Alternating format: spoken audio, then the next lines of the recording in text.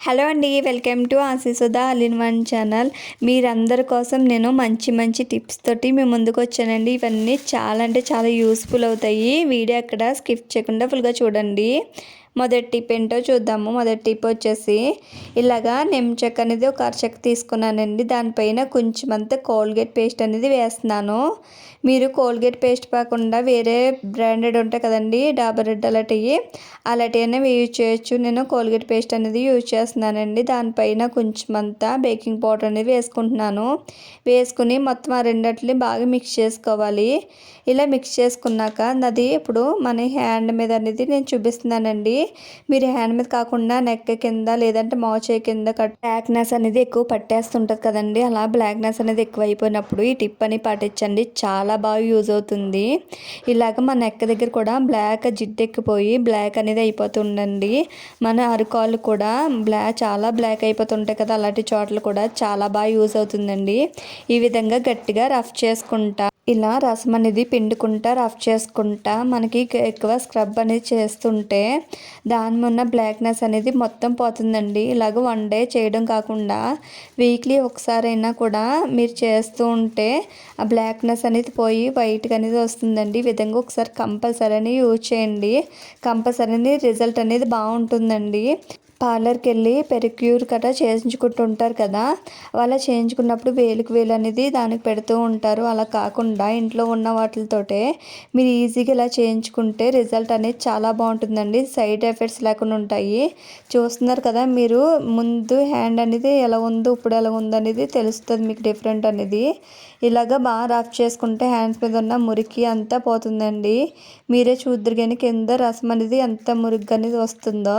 మీరు హ్యాండ్ మీద ఉన్న మొత్తం బ్లాక్నెస్ అనేది పోతుందండి. మీరు హ్యాండ్ కాకుండా నెక్కకైనా మీకు ఎక్కడ బ్లాక్నెస్ అనేది ఎక్కువ ఉందో ఆ చోట్ల అనేది ఇలా ట్రై చేస్తే కంపల్సరీ అనేది బాగా వర్క్ అవుతుందండి. చూస్తున్నారు కదా ఇందాక ఎలా ఉందో ఇప్పుడు ఎలా ఉంది హ్యాండ్ అనేది డిఫరెంట్ అనేది మీరే చూస్తున్నారు కదా. ఈ విధంగా ఒకసారి ట్రై చేయండి, కంపల్సరీ అనేది బాగా వర్క్ అవుతుంది. ఈ విధంగా ఒకసారి ట్రై చేస్తే మీరు పార్లర్కి వెళ్ళి వేలు పెట్టి కన్నా ఇలా ఇంట్లో ఉన్న వాడుకుంటే రిజల్ట్ అనేది చాలా బాగుంటుందండి. సైడ్ ఎఫెక్ట్స్ లేకుండా ఉంటాయి. నెక్స్ట్ టిప్ ఏంటో చూద్దాము.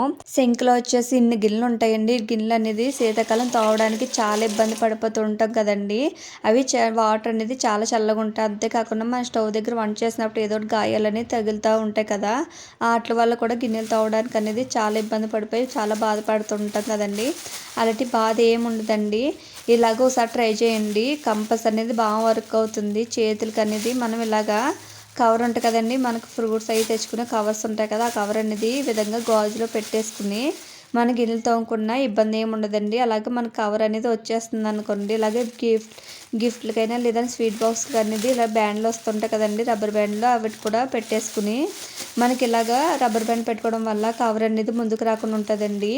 ఇలాగ రెండు చేతులకి కవర్ అనేది హ్యాండ్స్కి వచ్చేసి ఇలా కవర్ తొడిగేసాను కదండి. తర్వాత వచ్చి ఒకసారి ఇలాగ తోమి చూపిస్తాను మీకు. ఇలాగ గిన్నె అనేది చాలా జిడ్డుగాని చాలా కారం పెట్టేస్తుంది కదా, వాటర్ కూడా చాలా చల్లగా ఉన్నాయండి. ఇలాగా మనం కవర్ పెట్టుకుని ఇలా క్లీన్ చేసుకుంటే స్క్రబ్బర్ కూడా అవసరం లేదండి, ఈజీగా క్లీన్ అయిపోతాయి. మీరే చూస్తున్నారు కదా, స్క్రబ్బర్ అనేది ఏం పెట్టలేదండి. అలాగే నేను కవర్ తోటి మొత్తం గిన్నెని వాష్ చేసేసుకుంటున్నాను. చాలా చల్లగా ఉన్నాయి కదా, మనకి చల్ల అనేది కూడా తగలకుండా ఉంటుందండి, హ్యాండ్స్ కూడా తడకుండా ఉంటాయి. ఈ విధంగా ఒకసారి ట్రై చేయండి, కంపల్సరీ వర్క్ అవుతుంది. ఇలాగా మిర్రర్ అనేది చాలా జిడ్డుగా అయిపోతుంటుంది కదండి, మొత్తం మా పిల్లలు అనేది చేతులు కట్ట పెట్టేసి మరకలు అనేది అయిపోతాయి. అట్లాగనే జిడ్డుగా మొత్తం చాలా ఇదిగా తయారైపోతుంటాయి కదా, అలాంటి మిర్రర్ అనేది జిడ్డుగా అనేది పోవాలంటే ఈ విధంగా ఒకసారి చేయండి. కొంచెం అంత వ్యాజిలిన్ తీసుకోవాలి. వ్యాజిలిన్ తీసుకొని మొత్తం మిర్రర్కి అంతా వ్యాజిలిన్ అనేది పట్టించాలండి. ఇలాగా అక్కడక్కడ నేను డాట్స్ కింద పెట్టుకుంటున్నాను. ఇలా డాట్స్ కింద పెట్టుకుని తర్వాత ఇది ఎలా క్లీన్ చేయాలో చూపిస్తాను చూడండి. నెక్స్ట్ ప్రాసెస్ అంటే చూద్దరు కానీ నేను ఒక బౌల్లోకి వాటర్ అనేది తీసుకున్నానండి. ఆ వాటర్లోకి ఇలాగ కొంచెం అంతా నేను పేపర్ ఉంటుంది కదండి, న్యూస్ పేపరు, అది వేసుకున్నాను. వేసుకుని వాటర్ తోటి ఇప్పుడు క్లీన్ చేసుకుంటే నీట్గా క్లీన్ అయిపోద్దండి. ముందు వ్యాజిలిన్ పెట్టాం కదా, వ్యాజిలిన్ పెట్టడం వల్ల చాలా నీట్గానే క్లీన్ అయిపోద్దండి. మీరు న్యూస్ పేపర్ బదులుగా టిష్యూ పేపర్ పెట్టన్నా క్లీన్ చేసేసుకోవచ్చు. చాలా నీట్గానే క్లీన్ అయిపోతుందండి. ఈ విధంగా కొంచెం వ్యాజిలిన్ వేసుకుని న్యూస్ పేపర్తో ఈజీగా క్లీన్ చేసేసుకోవచ్చండి. మీరే చూస్తున్నారు కదా, ముందు ఎంత జిడ్డు మరకలు అనేది ఉన్నాయి, ఇప్పుడు ఎంత నీట్గా క్లీన్ అయ్యిందో మీరే చూస్తారు. కానీ ఎంత బాగా క్లీన్ అయింది కదా. ఈ విధంగా ఒకసారి ట్రై చేయండి. నెక్స్ట్ టిప్ ఏంటో చూద్దాము. వాటర్ అనేది తీసుకున్నానండి ఒక గిన్నెలోకి. వాటర్ తీసుకున్నాక అందులోకి నేను నీరు ముందు అనేది తీసుకున్నాను. ఇలాగ బట్టలకు అనేది పెట్టుకుంటారు కదండి నీరు ముందు, అది ఒక 4-5 డ్రాప్స్ దాకా వేసుకుంటున్నానండి. ఇలా వేసుకున్నాను కదా, దాన్ని ఇప్పుడు పక్క పెట్టేసుకుని తర్వాత వచ్చేసి నేను వాషింగ్ మిషన్ లిక్విడ్ ఉంటుంది కదండి, అది ఒక స్పూన్ దాకా వేసుకుంటున్నానండి. ఇలాగ ఒక స్పూన్ దాకా వాషింగ్ మిషన్ లిక్విడ్ వేసుకున్నాను. అందులోకి కొంచెం బేకింగ్ పౌడర్ అనేది వేసుకుంటున్నాను. ఇలాగ ఒక స్పూన్ దాకా బేకింగ్ పౌడర్ వేసుకుంటున్నానండి. ఇలా వేసుకున్నాక అందులోకి ఒక స్పూన్ దాకా సాల్ట్ వేసుకుంటున్నాను. నేను వచ్చేసి రా సాల్ట్ యూజ్ చేయట్లేదండి, సాల్ట్ యూజ్ చేస్తున్నాను. రా సాల్ట్ అనేది ఎక్కువ కరగడానికి టైం అనేది పడుతుంది కదా, అందుకు సాల్ట్ యూజ్ చేస్తున్నాను.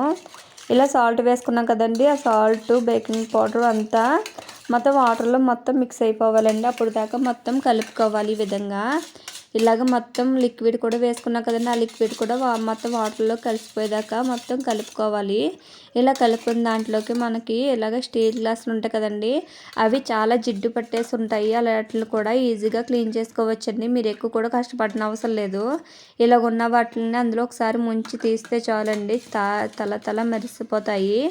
అస్సలు ఎక్కడ జిడ్డు లేకుండా మరకలు లేకుండా ఉంటాయండి. ఇలాంటివి స్టీలియే కాకుండా మీరు గాజు బౌల్స్, గాజు గర్ల్స్ లాంటివి ఉంటాయి కదండి, అలాంటివి కూడా ఈజీగా క్లీన్ చేసుకోవచ్చు. ఈ విధంగా ఒకసారి ట్రై చేయండి, కంపల్సరీ అనేది బాగా వర్క్ అవుతుంది. వాటర్ కూడా వేస్ట్గా పడేయకుండా ఇది ఎలా క్లీన్ చేసుకోవాలో, దేని క్లీన్ చేసుకోవచ్చు అనేది కూడా చూపిస్తాను. వీడియో ఎక్కడ స్కిప్ చేయకుండా ఫుల్గా చూడండి ప్లీజ్. అని వీలైతే ఒక లైక్ చేయండి. మీరు లైక్ చేసిన వల్ల నా వీడియో అనేది కొందరికి షేర్ అవుతుంది. ఇలా వాష్రూమ్లో కూడా చాలా మురికి అనేది పట్టేస్తుంటాయి కదండి, మురికే కాకుండా మరకల కింద కూడా పట్టేస్తుంటాయి. అలాంటి మరకలు కూడా ఇలాగే వీటితోటి చాలా ఈజీగా క్లీన్ చేసుకోవచ్చు. ఎందుకంటే బేకింగ్ పౌడరు అలాగే సాల్ట్ అన్నీ వేసుకున్నాం కదా, దానివల్ల చాలా నీట్గా క్లీన్ అయిపోతుందండి. ఇలాగా కొంచెం లిక్విడ్, ఆ లిక్విడ్ వేసుకుని ఒక పరక పెట్టుకుని మొత్తం ఇలాగా రఫ్ చేసుకుంటే నీట్గా క్లీన్ అయిపోతుందండి. ఇలాగా ఫ్లోరే కాకుండా మీరు వాష్ బేసిన్ కూడా నీట్గా క్లీన్ చేసుకోవచ్చు. నేను చూపిస్తాను మీకు. ఇదిగో ఇక్కడ ఫ్లోర్ అనేది క్లీన్ చేసి చూపించాం కదా, చాలా నీట్గానే క్లీన్ అయిపోయింది. ఇప్పుడు వాష్ బేసిన్లో కూడా వేసుకుని మొత్తం క్లీన్ చేసుకుంటున్నానండి. ఇలాగే వేసుకున్నాను లిక్విడ్. వేసుకుని ఒకసారి బ్రష్ తోటి మనకి ఒకసారి నీట్గా తుడిచేసుకుంటే చాలండి. మీరు ఎక్కువ కూడా కష్టపడిన అవసరం లేదు, నీట్గానే క్లీన్ అయిపోద్ది. మీకు ఒకసారి నేను వాటర్ వేసి కూడా చూపిస్తానండి ఎంత నీట్గా క్లీన్ అయ్యిందనేది. ఇలాగ ఒకసారి నేను బ్రష్తో క్లీన్ చేసేసుకున్నాను కదా, తర్వాత వచ్చి వాటర్ అనేది వేస్తాను. వాటర్ వేసుకున్నాక ఒకసారి మీరే చూద్దరు కానీ ఎంత బాగా క్లీన్ అయ్యిందనేది. చూడండి, ఇప్పుడు వాటర్ వేసి ఒకసారి ఫ్రెష్ అనేది నొక్కుతున్నానండి. నొక్కినాక వాటర్తో క్లీన్ చేసుకున్నాక ఒకసారి చూడండి, అసలు మరకలు లేవు కదా. ఇలా కష్టపడకుండా ఈజీగా క్లీన్ చేసుకోవచ్చు. ఈ విధంగా ఒకసారి ట్రై చేయండి. వీడియో కన్నా సబ్స్క్రైబ్ చేయండి. Thank you for watching.